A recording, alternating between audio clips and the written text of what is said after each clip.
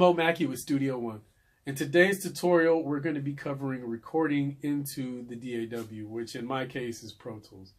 And this is whether you're recording a vocalist, maybe you're recording a live instrument, or maybe you're even importing something from someone else's stems, like from a workstation, such as a machine or an MPC, or maybe even a keyboard or whatever piece of equipment.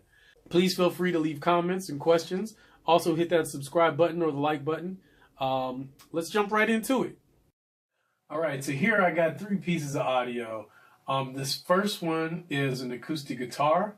The second one is take two from the lead vocal. And this third one here is, one part of the harmony. All right. Now, as you can see in this wave here on this first track, on the guitar track, if you look at the audio here and you look to the left, you see this little scale here where it has little hash marks. All right. When you're recording audio, what you want to make sure is that none of this audio that you see here is going past the third little hash mark. Okay. And that will keep you in line as far as recording into hot. That third little hash mark is also a good reference to the mixer, which, as you can see, if I play some of this audio, I'll solo this and go to the mixer window. You can see the guitar here is not going above 6 dB. All right. So those hash marks are a good reference so that you don't ever clip the audio. So even as you can see here, when it gets louder, right here on this part, it's still not going past that third hash mark. Keep in mind that when you're recording audio, that not only do you not want it to clip so that you don't get digital distortion, but it also gives you room to play once you get into mixing that audio. Because you don't want something to be too loud, because that reduces the headroom for you to add in reverbs or delays or anything else later on. Keep in mind that all of that is going to increase that volume just a little more each time you add something.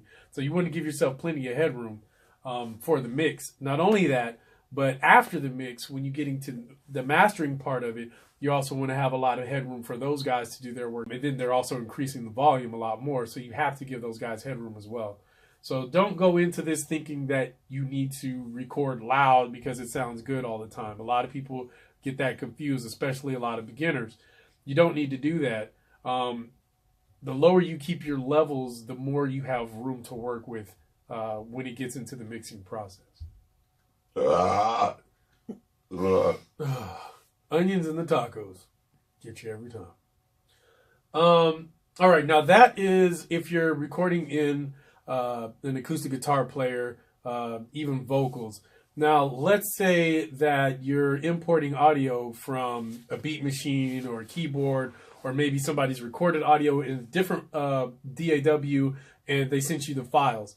Now, here's what you want to make sure of. When you import those files in, you want to make sure that those files aren't going past that little hash mark that I showed you before, that third hash mark.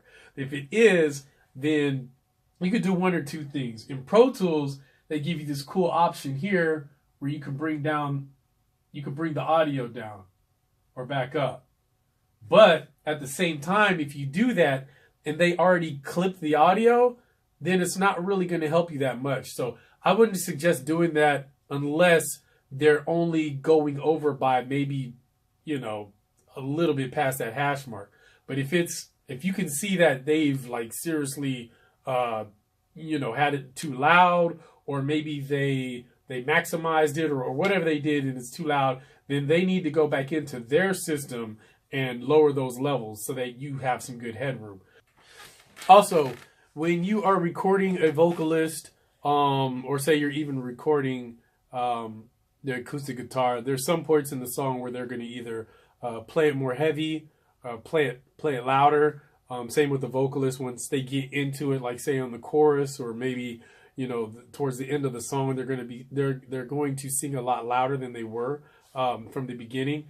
make sure you start off at those points with the vocalist or the guitar player. What I like to do is a dry run of the entire thing, just so that I can compress it and get the level straight, so I know it's not going to clip at a certain point. You know, a lot of vocalists out there know how to work a mic and back up and come back into it when they're, you know, singing light or getting loud. They kind of back up, which is good. But some newer vocalists you kind of have to work with in order to get them to that point. So it's good to use compressors and stuff, but you don't want to over compress right at the beginning. And when I say the beginning, I mean recording.